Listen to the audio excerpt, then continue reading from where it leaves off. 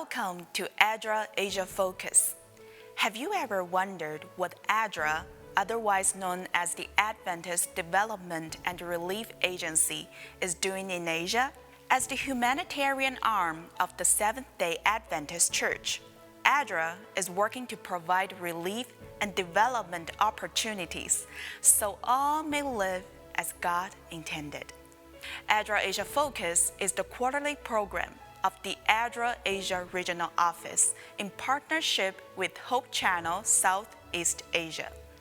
ADRA Asia Focus will take you on a journey illustrating how ADRA is serving 17 countries in Asia.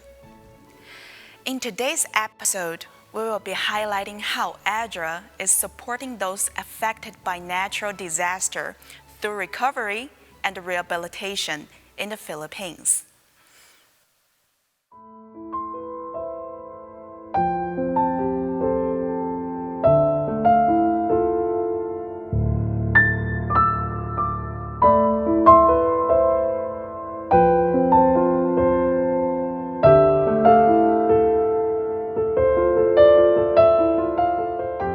Following centuries of foreign occupation, the Republic of the Philippines gained independence in 1946. The Philippines is an archipelagic country comprised of 7,000 plus islands and is located in the Western Pacific Ocean. Otherwise known as the Pearl of the Orient, the Bayside city of Manila is the country's capital. As one of the top 20 most populous countries in the world, the Philippines is home to some 109 million people. The Philippines is prone to frequent natural disasters such as floods, landslides, earthquakes, and volcanic eruptions. Centered in the Pacific typhoon belt, approximately 20 typhoons devastate the Philippines each year. In 2021, Super Typhoon Odette caused an estimated $1 billion worth in damage. It destroyed a staggering 1.5 million homes. Thousands of families remain internally displaced without access to adequate shelter. In 1984, ADRA began operations in the Philippines, assisting those affected by disaster and improving social development for vulnerable communities. Today, ADRA Philippines holds a permanent diplomatic status with the Department of Foreign Affairs, is registered with the State Security and Exchange Commission, and accredited by the Department of Social Welfare and Development. Let's take a direct look at how ADRA is supporting vulnerable families rebuild their homes following the devastating effects of Typhoon Odette.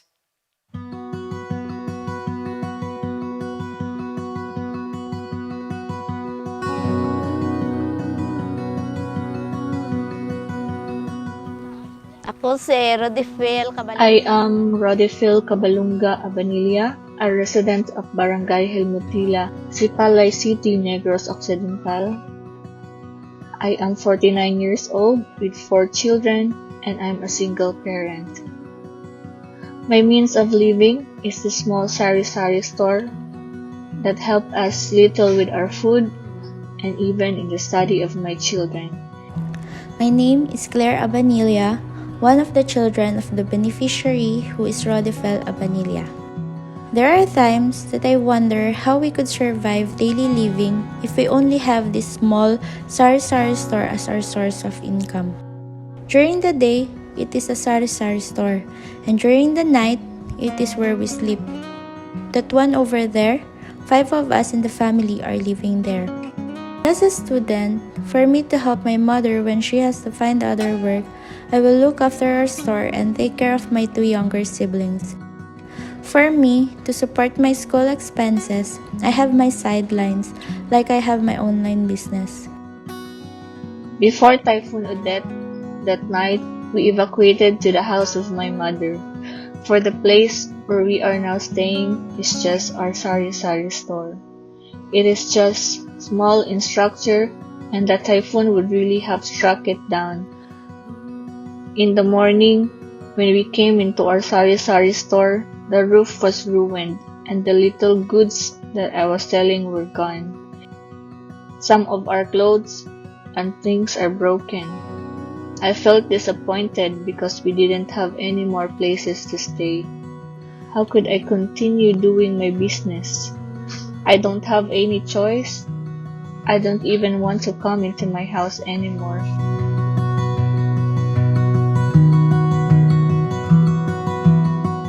When I heard that I was chosen by ADRA as a beneficiary of the house building project, they built a house for us. I was very happy. I thank God that ADRA helped us that much.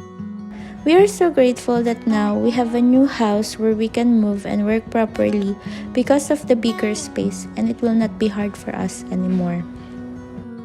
Now, I am very thankful that our things will be put into order and our house is now newly built.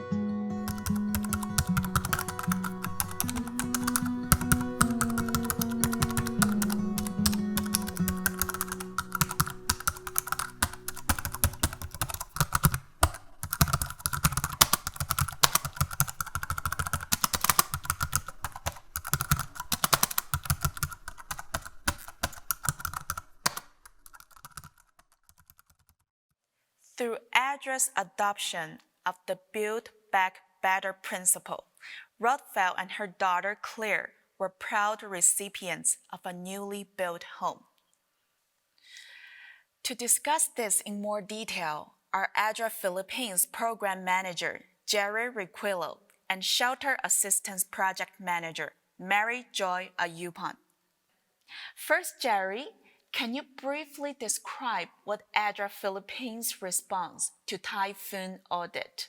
In December 2021, there was a strong typhoon, Super Typhoon Odette or Typhoon Rai, affecting more than 9 million people in the entire country. This also damaged houses, thousands of houses across the country, and one of the areas that was totally devastated was in the island of Negros.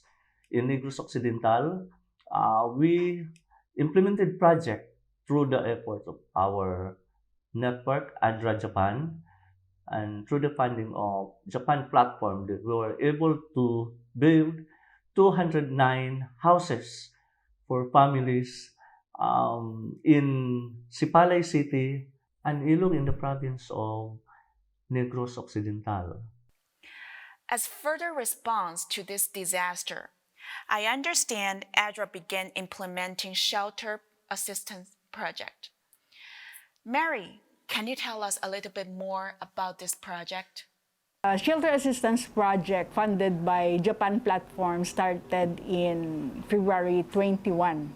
So the qualifier for this, we have set criteria to qualify the beneficiaries for the Shelter Assistance Project. At least among the list of the local government, especially the local social welfare development office, they have to be classified as totally damaged houses. One distinct feature of this shelter assistance project is the integration of the Build Back Better principles. With the shelter engineers that we have also hired to oversee, primarily to develop the design and oversee the shelter construction, these are just principles which ensure in terms of the design for roofing, the positioning of the shelter houses, selection of shelter spaces, and even the actual construction in terms of joining these materials. That's where these Build Back Better principles come in. We just do not allow the beneficiaries to construct their shelter houses.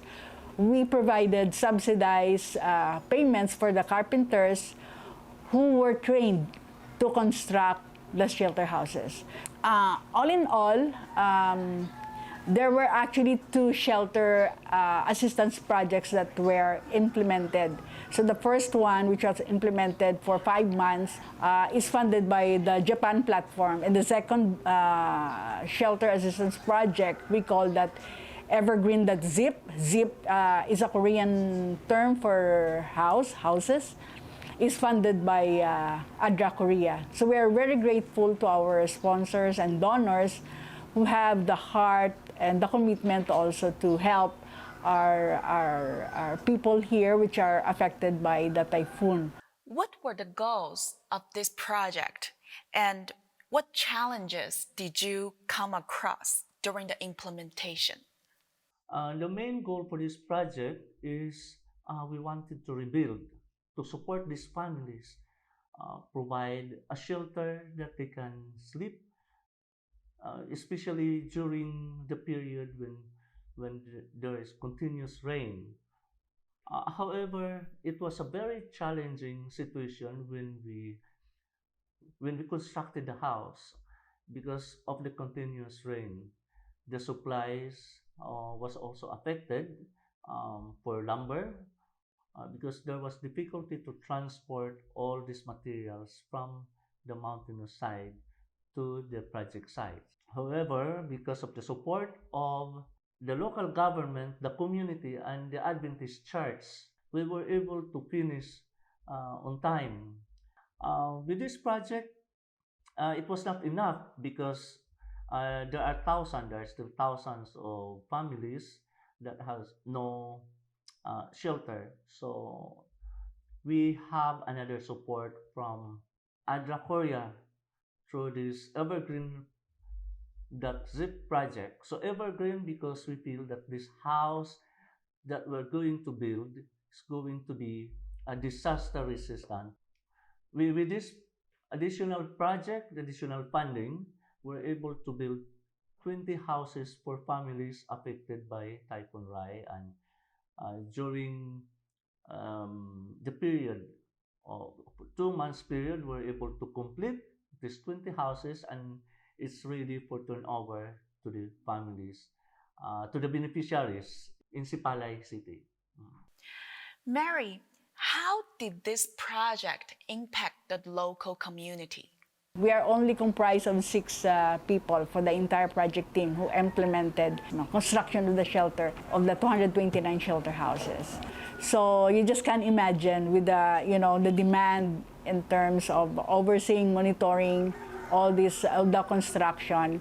But we employed community processes to also help us out. 3 important highlights of doing that is we engage the beneficiaries because we need their commitment also for the construction and the completion of their houses. Second is we engage the local government from the city and municipal down to the barangay.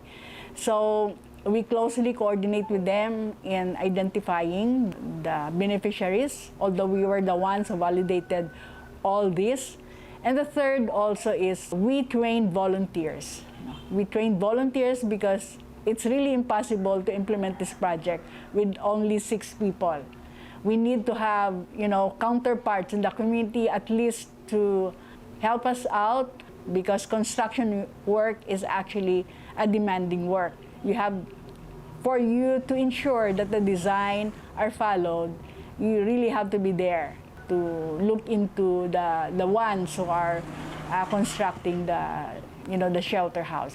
And finally, Jerry, can you tell us about other projects ADRA is implementing in the Philippines? Right now, we are working on a new project. We have new projects related to disaster risk reduction, the CCM. So we'll be implementing this in the province of Benguet. We also have one existing project that started 2 years ago in the province of Camarines Sur. This is on SRHR.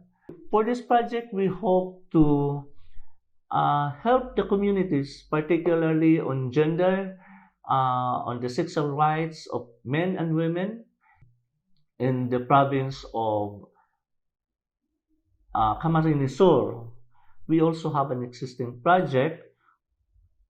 We call it the Rice Project in Mindanao, and also implemented in part of Visayas. This is a livelihood project wherein we are providing support to entrepreneurial men and women and farmers in those areas. Aside from this development project, we're also doing emergency response. In fact, recently we have this magnitude 7 earthquake where ADRA responded in province of Benguet, Abra, and Ilocos. So this has also affected thousands of families. We also have this super typhoon lately. This has also affected thousands of families in Central Luzon. So the church and ADRA responded to the affected families in the province of Aurora and Nueva Ecija. Thank you, Jerry and Mary, for sharing a brief overview of what ADRA is doing in the Philippines. And now to this quarter's ADRA news. The ADRA Asia Regional Office's Regional Director, Mark Webster, will be finishing his term at the end of 2022. Mark has been serving ADRA Asia for 5 years, providing strategic leadership and support. In 2023, Mark's position will be filled by Frank Raymond. Frank is no stranger to ADRA, currently serving as Executive Director of ADRA Hong Kong and Interim Country Director of ADRA Philippines. Unprecedented monsoonal rains have caused widespread flooding in Pakistan, causing almost 1,500 fatalities and affecting more than 33 million people. Infrastructure, roads, bridges, and 1.5 million homes have been damaged, leaving those affected without shelter, power, or gas. Approximately 15% of Pakistan's overall population. It is estimated there are now 800,000 internally displaced persons. In response, ADRA mobilized an emergency response team to the most heavily affected area in Larkana, Sindh region. Initial assessment saw food and shelter as the most immediate needs. ADRA Pakistan has currently provided food packages to 460 vulnerable families, including flour, oil, sugar, salt, and turmeric, red chili, tea, and poses to last 15 days for one family. Emergency operations are still underway. From the 23rd to the 24th September, Typhoon Talat caused widespread flooding, damaging 6,654 homes in Japan. ADRA Japan, which has been responding to domestic disasters since 1995, provided relief to residents of Fukuroi City in Shizuoka Prefecture by distributing 640 cleaning clothes, and in partnership to a local organization, providing manpower to clean up the more than 300 affected homes. ADRA Japan expects recovery will take months and therefore providing food bathing activities to care for local residents and support through listening to their struggles. And finally, in Vietnam, ADRA launched an information booklet for migrant workers. As for 2021, Vietnam has 580,000 migrants working abroad, 230,000 of which are in Japan and 50,000 in South Korea. Increasing reports of issues between migrant workers and employers have been attributed to a lack of understanding regarding local culture and laws. ADRA met with key stakeholders on October 9th to 10th to launch the booklet. The booklet assists them in understanding culture, work, and expectation and contact numbers, such as for emergency services. ADRA Vietnam developed this booklet with support from the Toyota Foundation, ADRA Japan, and ADRA Korea. and has also worked with the employment agencies to share these booklets and provide training to better oriented migrant workers before travel. Well, that's all in this quarter's ADRA News. If you would like to learn more about the ADRA Asia Regional Office and the 17 countries ADRA's work touches in Asia, visit www.adraasia.org. We ask that you continue to pray for ADRA and for the thousands of lives we serve. We hope that you have enjoyed this episode featuring ADRA Philippines and their work in providing shelter assistance to the vulnerable families affected by disaster. Thank you for your continued support, and we will see you in the next episode.